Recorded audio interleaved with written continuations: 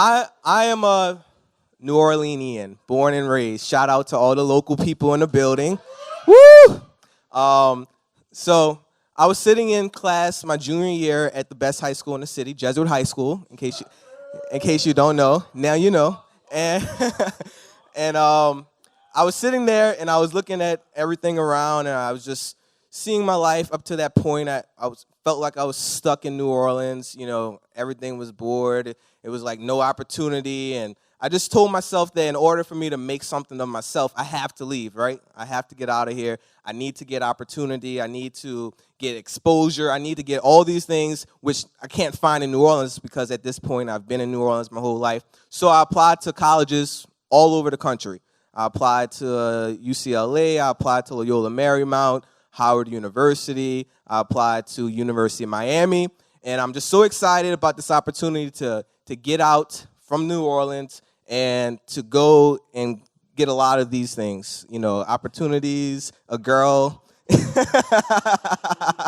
food, all this stuff. So all these things, it's like I need this. I'm in New Orleans, I need this. So I apply, and I'm excited. I'm like, this is my opportunity. I get all my acceptance letters in, and I get accepted into all of them. So I'm like, yes, this is awesome. I finally have an opportunity to leave New Orleans. So then I sat down with my mom, and she was like, son, how are you going to pay for this? And I'm like, pay for this? It was like, what do you mean? So I'm sitting there, and I'm like, how am I going to pay for this? So she did make me apply to Loyola and Xavier. So she's like, see, son, these schools are offering you scholarships, and these schools right here aren't offering you anything. So all my dreams, all my hopes and desires to go and to become something big, and just all of these things that I was hoping that were going to be accomplished by leaving for college, now I'm sitting here and I'm stuck. Like, you know that feeling where it's like the one door you want to walk through that you think you need to go through to get to where you need to go gets shut in your face. So there I am, here in New Orleans. I wanted to leave. I had aspirations to become an actor. I was an entrepreneur growing up. I used to sell everything, except I didn't sell dough, but I used to sell I used to sell lemonade, you know. We we opened up a restaurant at my neighbor's house. We did a lot of stuff. So I was an entrepreneur, and I just knew if I went to a bigger city, I'll be able to, or a more important, popular city, I'll be able to do all of these things. So all of these aspirations that I had were now shut in my face. So I found myself here in New Orleans, feeling crowded in by family and by friends and just like the church community and just all these people. I felt like, you know, I'm stuck here. I'm not going to become anybody now. So to my surprise, I was just talking to a friend. I started at Loyola, Wolfpack, and there we go.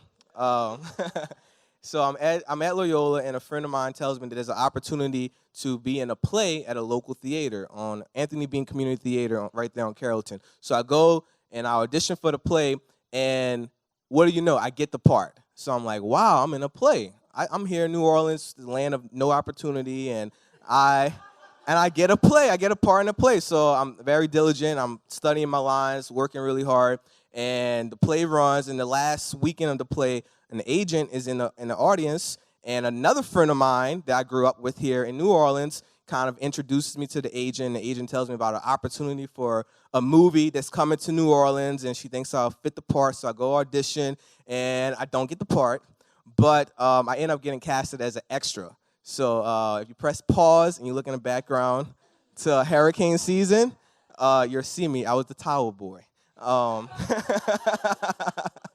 Like 1 second of fame. But anyway, by staying here, I was able to connect with other people, and before long, I was able to audition for other things. And then there was an HBO TV series coming to New Orleans called Treme, and I'm like, yes, this is perfect for me. So I end up going and auditioning for Treme, and I booked the part.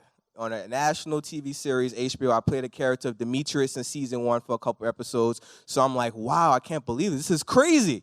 All the things I wanted to leave and do, I'm just getting all these connections, all these friends, all these family people that are connecting me in. So it's like, wow, this is crazy. So that was going on with the acting. As far as being an entrepreneur, I did a business project for a T-shirt line at Loyola. And the teacher was like, this is really good. You should do it. So I was like, okay, I'll do it. The name of the company was Eros, E-R-O-S. And I named it that because I looked in Wikipedia, and it said it stood for love. Now, it didn't say what type of love, so that's why you don't use Wikipedia, but but it stood for love. So I was like, cool. So I spent all this money investing in T-shirts, and then somebody comes up, you know what type of love that is? That's like sexual erotic love. And I was like, what? Like, I didn't know that.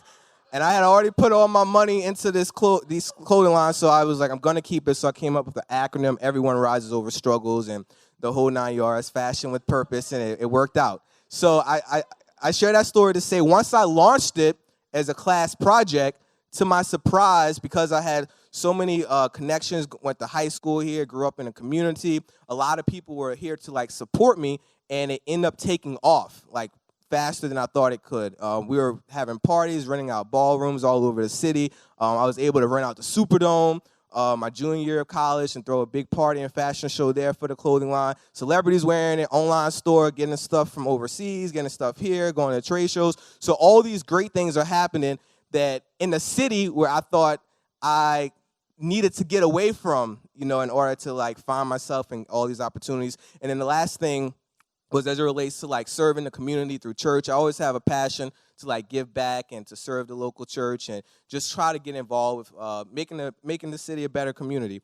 So I actually wanted to get away from that altogether because I like the party and I didn't want, how some people are like, this is a small city, so everybody knows everybody. So I wanted to get away so I could really live it up. But I end up staying here and I end up getting, connected in with a local church and being able to serve and being able to grow and just give back in the way that I wanted. So to conclude this, all the things that I was seeking for by leaving home were right here in front of my face all along.